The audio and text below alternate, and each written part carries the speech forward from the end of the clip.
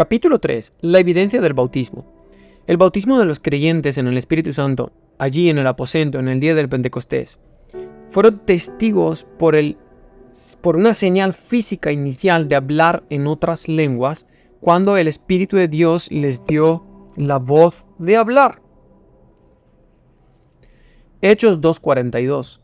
Al hablar en lenguas, en este caso, es lo mismo en esencia que el don de lenguas en 1 Corintios 12, versículos 4 al 10 y el 28. Pero es diferente en propósito y uso.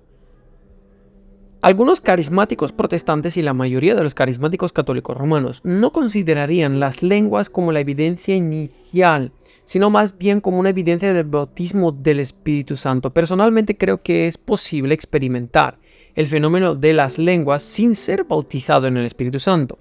Entre este grupo, el bautismo puede ocurrir simultáneamente con la conversión o posterior a la conversión, dependiendo de la expectativa del individuo y otros criterios. Un líder importante en la Iglesia Católica Romana, el cardenal León Joseph Suenens, enseña que el bautismo en el Espíritu Santo ocurre en el bautismo en agua y se renueva en la confirmación. Para la teología católica, la experiencia de la regeneración, conversión, ocurre en el bautismo infantil. Escribe en su libro Un Nuevo Pentecostés. Por lo tanto, esto es el teólogo católico. Por lo tanto, lo que muchos católicos deben hacer es darse cuenta de que para nosotros, así como para la mayoría de las iglesias cristianas, no hay una dualidad de bautismos, uno en agua y otro en el Espíritu. Creemos que solo hay un bautismo. El bautismo en el Espíritu Santo no es una especie de superbautismo o un complemento del bautismo sacramental que luego se convertiría en el eje de la vida cristiana. Nuestro único bautismo es al mismo tiempo tanto pascual como pentecostal. Para evitar de ahora en adelante toda ambigüedad, sería mejor no hablar de bautismo en el Espíritu Santo, sino buscar otra expresión. Se están expresando diferentes expresiones. Solía definir esta experiencia del bautismo en el Espíritu como la gracia de actualizar los dones ya recibidos, una liberación del Espíritu, una manifestación del bautismo, una vuelta a la vida del don del Espíritu recibido en la confirmación, profunda receptividad o docilidad al Espíritu Santo. Consideración de las escrituras que conforman la base de la posición pentecostal. Tenemos en Hechos 2, 11 al 13 el Pentecostés. En Hechos 8, versículos 12 al 17, Samaria. Hechos 9 al 19 y 22 al 16 tenemos el ejemplo de Pablo. Hechos 10, 44, 46 y 11, 14 al 16 tenemos el ejemplo de Cornelio. En Hechos 19, 1 al 9, discípulos en Efesios. Las escrituras anteriores son las principales utilizadas por los pentecostales para desarrollar su visión del bautismo en el Espíritu Santo como una experiencia posterior a la conversión.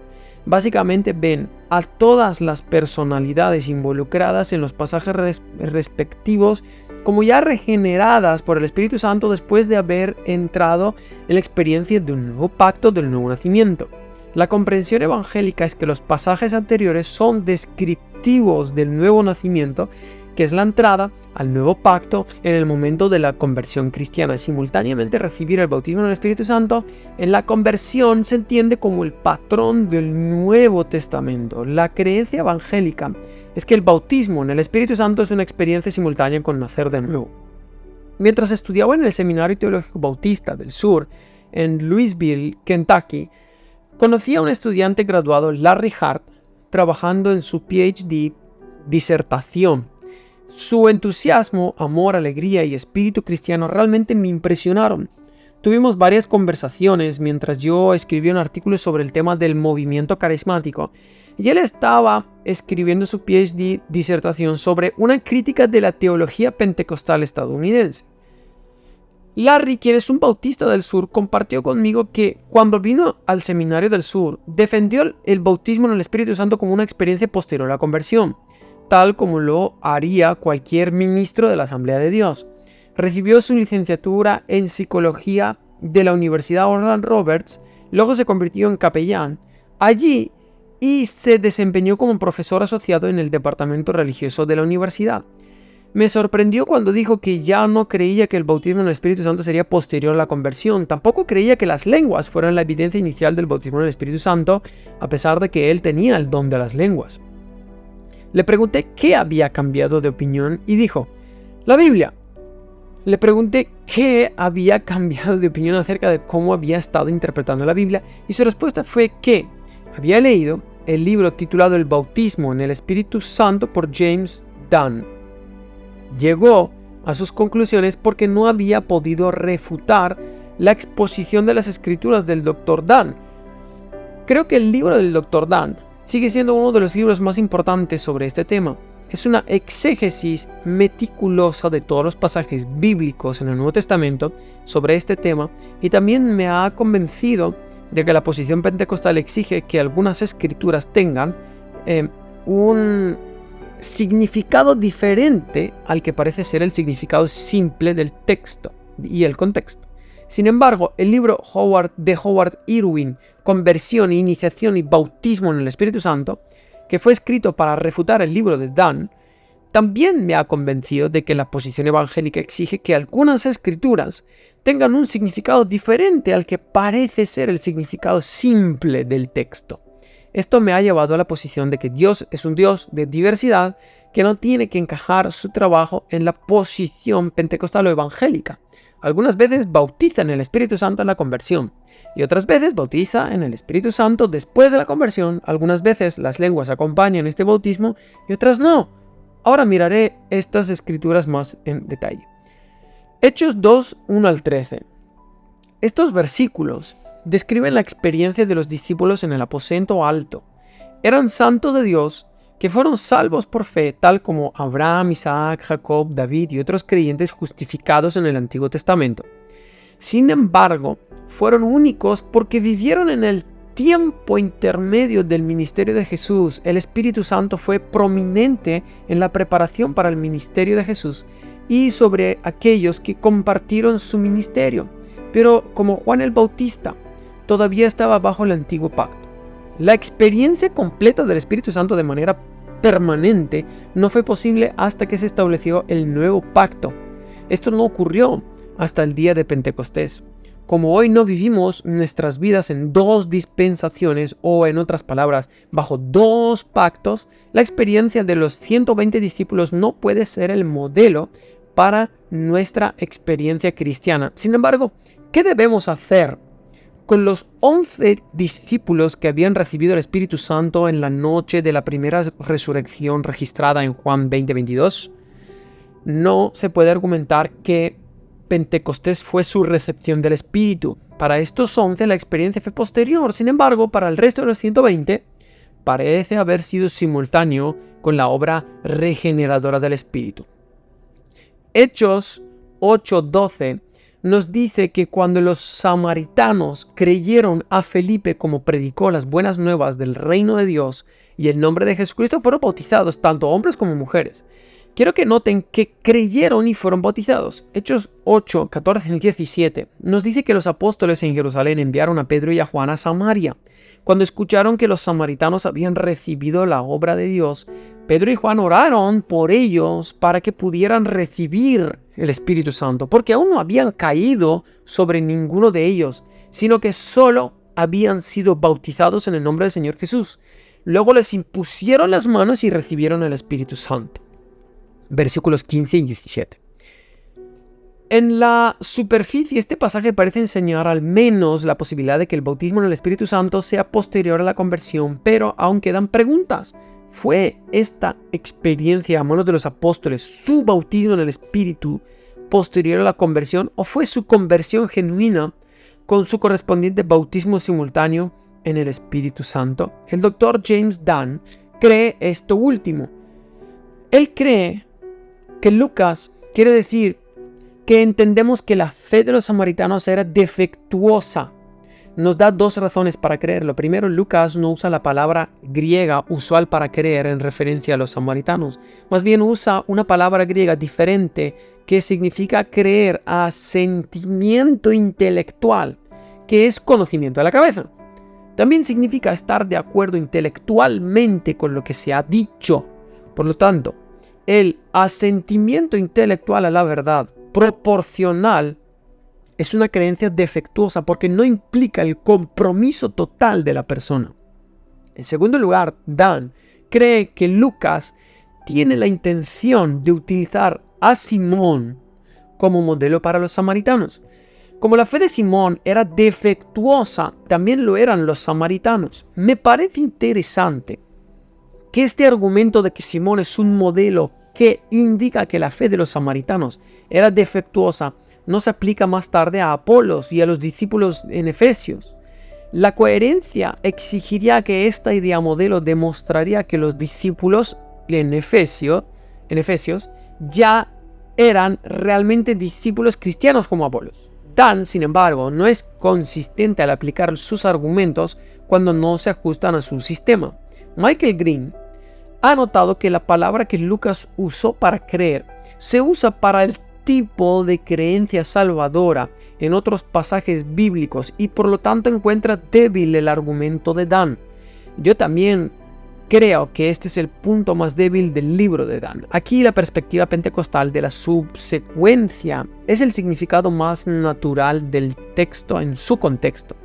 Creo que Dios, en su soberanía, retuvo el Espíritu Santo para esperar la llegada de los apóstoles de Jerusalén, para que pudieran ver de primera mano la aceptación de Dios de los no judíos en la iglesia primitiva. Este fue el propósito de las manifestaciones visibles del Espíritu Santo, especialmente las lenguas. En los primeros días de la iglesia era una señal visible de que Dios había derribado barreras prejuicios y ha aceptado a todos los hombres y mujeres en la iglesia sobre la base del arrepentimiento y la fe solamente. Aunque las lenguas no se mencionaron específicamente en este pasaje, hubo alguna manifestación visible. La Biblia dice explícitamente que cuando Simón vio que el Espíritu Santo fue dado, algunas posibles manifestaciones que Simón podría haber visto como temblar, caer, ser derribado por el Espíritu, quizás el versículo 18 del capítulo 8 de Hechos. Personalmente creo que si las lenguas fueran la manifestación principal, Lucas lo habría dicho al escribir el libro de los Hechos. Vamos a Hechos capítulo 9, versículos 1 al 19 y 22, 16. Consideremos ahora la conversión de Saulo de Tarso, quien luego se convertiría en el apóstol Pablo. Los pentecostales y muchos evangélicos imprecisos consideran que la experiencia de Saulo en el camino de Damasco fue su conversión. Pero esto no se sostiene bajo la escritura. Pablo nos dice en Hechos 22:16 que después de la experiencia de Damasco, en el camino de Damasco, incluso después de que Ananías fuera usado para sanar sus ojos, Ananías le dijo que se levantara y se bautizara y se lavara de sus pecados invocando el nombre de Jesús. Ananías le dice a Pablo que Dios lo había enviado a Pablo para que recuperara la vista y sea lleno del Espíritu Santo. El versículo 18 nos dice que inmediatamente le cayeron escamas de los ojos y fue bautizado. Pablo nunca nos dice exactamente cuándo fue lleno del Espíritu. Uno solo puede conjeturar. Creo, basado en Hechos 2:38, que Pablo probablemente recibió la llenura del Espíritu Santo en el momento de su bautismo de arrepentimiento por medio del Nuevo Testamento para expresar arrepentimiento y fe. Sus pecados fueron perdonados en ese momento. El punto principal es que Saulo aún no era cristiano cuando Ananías vino a él, por lo que su llenura con el Espíritu Santo pudo haber sido simultáneo con su conversión, tanto como pudo haber sido posterior a su conversión. La escritura no es específica. Un último asunto en Hechos 9:5 a considerar es la pregunta de Saulo. ¿Quién eres, Señor? No pudo haber puesto fe en Jesús como el título de Señor, porque no sabía quién se le había aparecido. Y además, la palabra griega para Señor, kurios, también tenía el significado de Señor. Para Saulo probablemente estaba usando este último significado. Hechos 10, 44, 46 y 11, 14 al 16. Ahora echemos un vistazo a la historia de Cornelio. Los pentecostales ven a Cornelio como ya salvo, y la experiencia de las lenguas en la predicación de Pedro como su bautismo en el Espíritu Santo que fue posterior a su tiempo de conversión. No estoy de acuerdo. Es cierto que Cornelio era un hombre religioso, era un hombre devoto que temía a Dios con toda su familia, daba limosnas generosamente a la gente y rezaba constantemente a Dios. Hechos 10:2. Cornelio era un temeroso de Dios y este título se usó para aquellos gentiles que abrazaron la ley moral y adoraron al Dios único del judaísmo. Él también fue justificado por la ley bajo el antiguo pacto. Su experiencia, sin embargo, no fue la del nuevo nacimiento bajo el nuevo pacto. El mismo Cornelio le dijo a Pedro que el ángel le había dicho que enviará a Jope y traería a Simón llamado Pedro. Él te declarará un mensaje por el cual serás salvo, en Hechos 11:14. Esto enseña claramente que Cornelio y su familia recibieron su conversión durante la visita de Pedro y su predicación a ellos. Nuevamente, se le dieron lenguas para verificar al apóstol Pedro la legitimidad de su conversión y aceptación por parte de Dios. Otra vez la barrera fue derribada. Dios no solo estaba aceptando judíos y samaritanos, sino que ahora estaba aceptando a los gentiles temerosos de Dios y la fe y la iglesia cristianas. Este pasaje no se ajusta al sistema pentecostal, así como el pasaje samaritano no se ajusta al sistema evangélico. Nuevamente, Dios no encaja en su obra ni en la posición pentecostal ni evangélica sobre este tema. Más bien, Él es un Dios de diversidad que se revela a través de ambas posiciones. Hechos 19:1-7. Finalmente consideraremos el caso de los discípulos de la ciudad de Éfeso. Nuevamente, los pentecostales encuentran aquí un texto clásico que parece enseñar que el bautismo en el Espíritu Santo como una experiencia posterior a la conversión. Ven a estos discípulos como cristianos, pero no creen que hayan recibido el bautismo en el Espíritu Santo. Esto se basa en la versión Reina Valera de Hechos 19:2. Dice, ¿han recibido el Espíritu Santo desde que creyeron? Dan enfatiza que esta es una traducción inexacta que se ha corregido en las traducciones modernas. La traducción adecuada dice, ¿recibiste el Espíritu Santo cuando creíais? Cuando leí por primera vez el libro de Dan, este argumento me convenció, ya que no era un erudito griego. Desde entonces se ha impreso la nueva versión internacional. En su nota a pie de página de Hechos 19:2 dice después, como una posibilidad en lugar de cuando. Ahora me doy cuenta de que las traducciones modernas se completaron desde el comienzo del movimiento pentecostal. Sin embargo, casi todos los traductores no eran pentecostales en sus creencias y experiencias. Así nosotros tenemos un caso de teología que es afectada por la traducción, ya sea cuando o después, serían posibilidades de reflejar el significado de la palabra griega. Pensé que sería muy interesante ver cómo se tradujo este versículo a otros idiomas, así como al inglés antes de 1901. Me pareció tan interesante que llamé a la biblioteca del Seminario Teológico Bautista del Sur y les pedí que me enviaran las fotocopias de traducciones al inglés de este pasaje que habría sido escrito antes de 1901. Recibí fotocopias de 4 de las traducciones al inglés más antiguas. Fueron escritos en el año 1500 antes de la versión King James.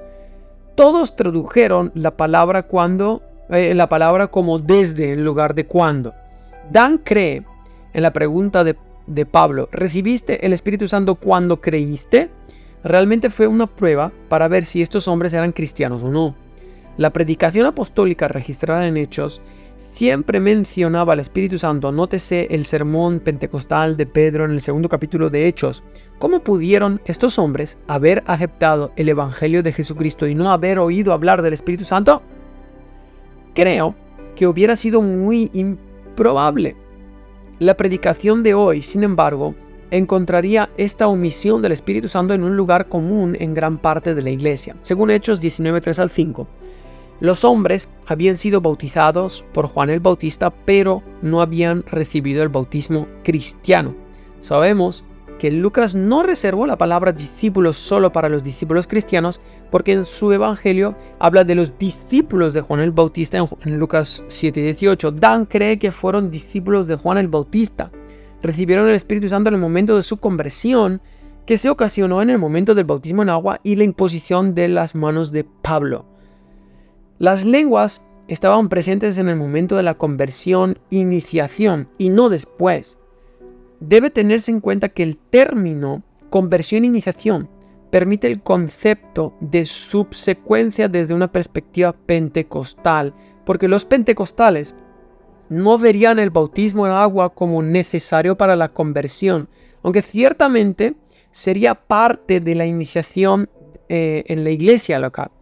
No es suficiente esconderse detrás de la traducción supuestamente correcta de las escrituras y el lenguaje bíblico preciso relacionado con el bautismo en el Espíritu Santo. Los pentecostales y carismáticos de hoy, al igual que sus precursores espirituales del movimiento de santidad y los primeros metodistas, deben ser alabados por su énfasis en la experiencia del Espíritu. Actualmente estoy reflexionando sobre mi estudio en esta área.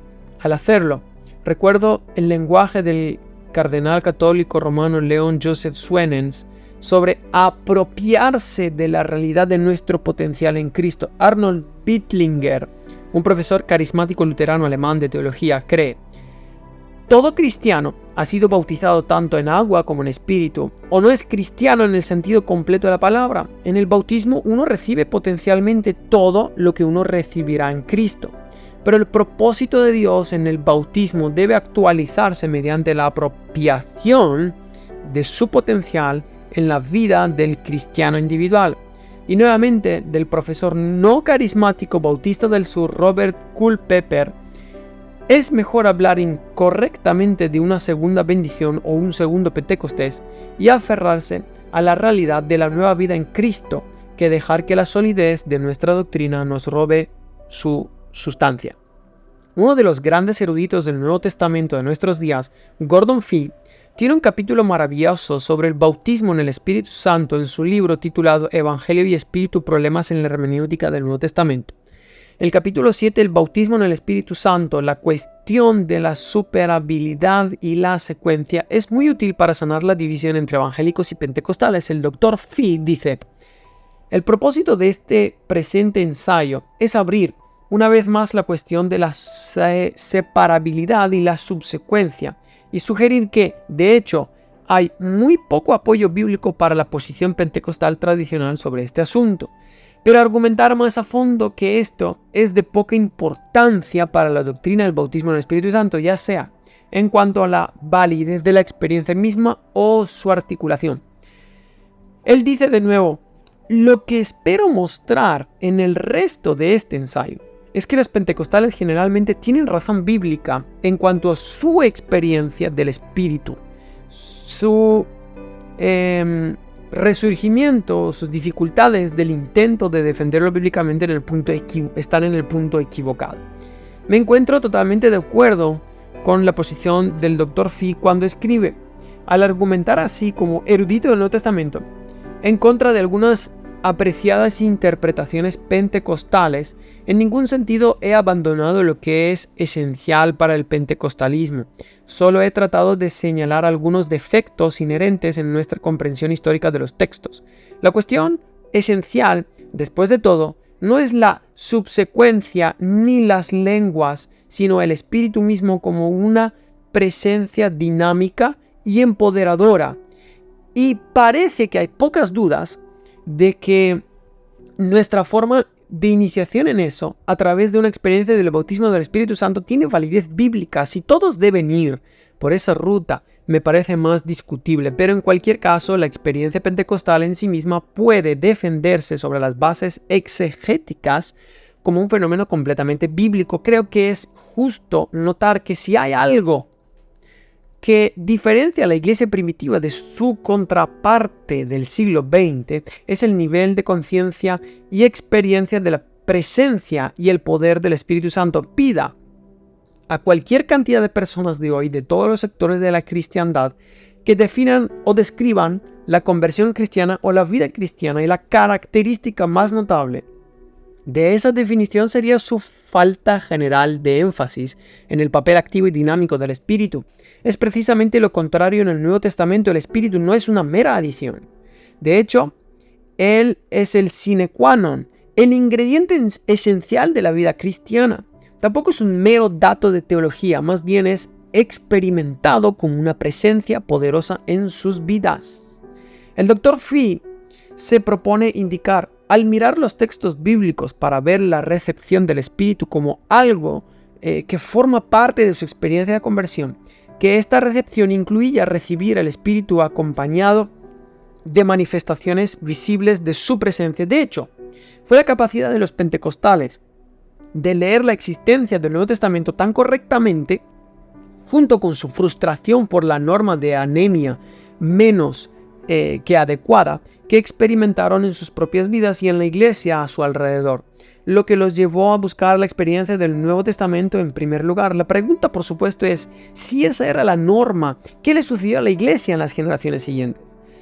Es en pos de esa pregunta que se entienda la experiencia pentecostal como mentiras separadas y posteriores. El Dr. Fee plantea la pregunta de si la experiencia pentecostal debe ser vista como no bíblica porque no se ajusta al patrón bíblico, o si necesitan reinterpretar la Biblia para que se ajuste a su experiencia. A ambas preguntas, él responde no.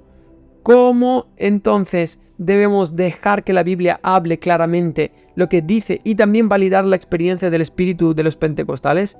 O él escribe: por un lado, el típico exégeta evangélico o reformado que no permite una experiencia separada y posterior simplemente debe esconder su cabeza en la arena como un avestruz para negar la realidad bíblica de lo que le ha sucedido a tantos cristianos. Por otro lado, el pentecostal debe tener cuidado de reformar los datos bíblicos para que se ajusten a su propia experiencia. Me parece que la solución radica en dos áreas: un examen de los componentes de la conversión cristiana a medida que emergen del Nuevo Testamento y un análisis de lo que sucedió con la experiencia cristiana una vez que la iglesia entró en una segunda y tercera generación de creyentes. Sin aclarar ninguno de los puntos en detalle, me parece que los componentes de la conversión cristiana que emergen de los datos del Nuevo Testamento son 5. Primero, la conversión real del pecado con la consecuente atracción del individuo hacia Cristo. Esto, todos están de acuerdo, es la obra previa del Espíritu Santo que conduce a la conversión. Segundo, la aplicación de la expiación en la vida de la persona, incluido el perdón del pasado, la cancelación de la deuda del pecado, tendería a poner aquí el arrepentimiento como parte de la respuesta a lo anterior. Gracia de Dios, que también es efectuada por el Espíritu. Tercero, la obra regeneradora del Espíritu Santo que da un nuevo nacimiento que produce la nueva creación. 4. El empoderamiento para la vida con apertura de los dones y lo milagroso, además de obediencia a la misión. Este es el componente que los pentecostales quieren hacer después de los números 1, 2, 3, y la tradición protestante quiere limitarse simplemente al fruto y al crecimiento, pero tiende a omitir a veces por completo. Y 5. La respuesta del creyente a todo esto es el bautismo en agua, el ofrecimiento de sí mismo a Dios para la vida y el servicio en su comunidad de la nueva era de la iglesia. Este acto obviamente lleva consigo el rico simbolismo de los elementos 2 y 3, que son el perdón y la regeneración, pero en sí mismo no afecta a ninguno. El elemento crucial en todo esto para la iglesia primitiva era la obra del Espíritu. Y el elemento 4, la dimensión dinámica de empoderamiento de los dones, milagros y evangelismo, junto con el fruto y el crecimiento, era parte normal de sus expectativas. Fee señala que el problema es que en el punto 4, la realidad dinámica del Espíritu se perdió en la historia posterior de la iglesia. Surgió una condición que era muy diferente de las experiencias de los creyentes en el Nuevo Testamento. La vida cristiana llegó a consistir en la conversión sin empoderamiento, bautismo sin obediencia y gracia sin amor.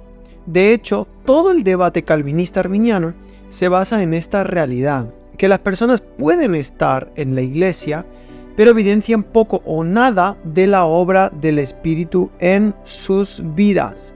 Pocos dirían que este es el caso, pero ¿cómo se desarrolló esta situación? Hay dos razones principales para este desarrollo. La primera es que el Nuevo Testamento fue escrito para cristianos de primera generación que fueron bautizados como adultos. Por lo tanto, el tema de la segunda y tercera generación no fue abordado. Las conversiones para las generaciones sucesivas de aquellos que crecieron en hogares cristianos no serían tan dramáticas ni cambiarían la vida. La naturaleza experiencial, dinámica de la persona de la experiencia de conversión sería la primera en desaparecer. La segunda razón y la más devastadora fue en la conexión entre el bautismo de agua y la recepción del Espíritu. Con la eventual aceptación de la práctica del bautismo infantil se perdió la naturaleza dinámica y experimental de la conversión. Este sería el caso para la mayor parte de la historia cristiana, pero no era la situación en la Biblia. Todos los movimientos pietistas, desde los montanistas hasta la bendición de Toronto, deben entenderse como una reacción a la vida subnormal o anormal de los cristianos en la iglesia en comparación con la vida en el Espíritu que se describe en la Biblia. Precisamente, este trasfondo se debe entender el movimiento pentecostal con su profunda insatisfacción con la vida en Cristo, sin vida en el Espíritu y su posterior experiencia de un poderoso bautismo en el Espíritu. Si su tiempo estaba apagado en lo que respecta a la norma bíblica, su experiencia en sí no. Lo que estaban recapturando para la iglesia era la dimensión empoderadora de la vida en el Espíritu como la vida cristiana normal. Que esta experiencia fuera para ellos, por lo general una experiencia separada en el Espíritu Santo y posterior a su conversión, es en sí misma irrelevante, dado su lugar en la historia de la iglesia. ¿De qué otra manera podría haber sucedido? Por lo tanto, el pentecostal probablemente no debería convertirse en una virtud por necesidad. Al mismo tiempo, los demás tampoco deberían negar la validez de tal experiencia sobre las bases bíblicas, a menos que, como algunos lo hagan, deseen negar la realidad de una dimensión tan poderosa de la vida en el Espíritu. Pero tal negación, diría yo, es en realidad una exégesis no de los textos bíblicos, sino de la propia experiencia en este último punto de la historia de la Iglesia, y una elaboración de esa experiencia normativa. Por mi parte, me gusta más la norma bíblica. En este punto, los pentecostales tienen el Nuevo Testamento claramente de su lado, según Gordon Fee. Las citas anteriormente se pueden resumir de la siguiente manera. La visión pentecostal del bautismo en el Espíritu Santo es la evidencia de hablar en lenguas en una experiencia posterior a su conversión y se basa en un débil apoyo bíblico. Los evangélicos han cometido una injusticia aún mayor al texto bíblico al perder casi por completo la naturaleza de la vida cristiana como una vida vibrante, dinámica y sobrenatural en el Espíritu Santo. La necesidad de una experiencia posterior es que el Espíritu no es requerido por los textos bíblicos, sino más bien su lugar en la historia cristiana, porque para muchas personas su bautismo es del Espíritu, en el Espíritu fue posterior. Creo que los evangélicos tienen una gran deuda con los pentecostales. Ellos, junto con el movimiento carismático que siguió más tarde, han estado prácticamente solos al enfatizar que los carismas, los dones de gracia, siguen siendo el derecho de nacimiento de la iglesia. Rechazaron el punto de vista del dispensacionalismo de que los dones del Espíritu estaban desapareciendo con la muerte de los apóstoles o con la canonización del Nuevo Testamento. Hoy muchos dentro del campo evangélico están escuchando a sus hermanos pentecostales y carismáticos. No podemos negar las cuentas genuinas de los regalos de firma en funcionamiento hoy. Los carismáticos en particular han dejado el rastro del polvo de sierra y han ingresado a los departamentos de posgrado en nuestras universidades. Gran parte de lo que dicen sobre los dones está bien equilibrado y es bíblico. En realidad es más preciso que las interpretaciones evangélicas de los dones. Lo que me entusiasma hoy es la posibilidad de que los evangélicos estén abiertos a esperar y experimentar los dones del Espíritu Santo sin tener que identificarse con la interpretación pentecostal del bautismo en el Espíritu Santo, ni lo que creo ha sido una actitud legalista farisaica en gran parte del pentecostalismo. Nosotros debemos, como Dios lo hace, mirar el motivo detrás de este legalismo dentro del pentecostalismo. Creo que está motivado por un malentendido de la comprensión de la santidad de Cristo junto con un profundo amor por Él. Por lo tanto, seamos moderados en nuestra condena de este legalismo. En realidad, este legalismo parece estar desapareciendo y también debe notarse que hubo legalismo por parte de muchos grupos evangélicos a principios de siglo. Además, no olvidemos los múltiples ejemplos de grandes hombres y mujeres de Dios que hablaron de una experiencia, llámenlo como quieran, luego de la conversión, que cambió radicalmente sus vidas y los hizo victoriosos. Hombres como John Wesley, D.L. Moody, R.A. Torrey, Charles Finney. Personalmente, siento mi insuficiencia en el área del ministerio y la relación con el Espíritu Santo. David Paul Yonggi Cho y el fallecido John Wimber han enfatizado nuestra necesidad de tener intimidad con el Espíritu Santo. Mike Bickle llama a esto desarrollar una historia secreta con Dios. Esta es la profunda necesidad de la iglesia hoy.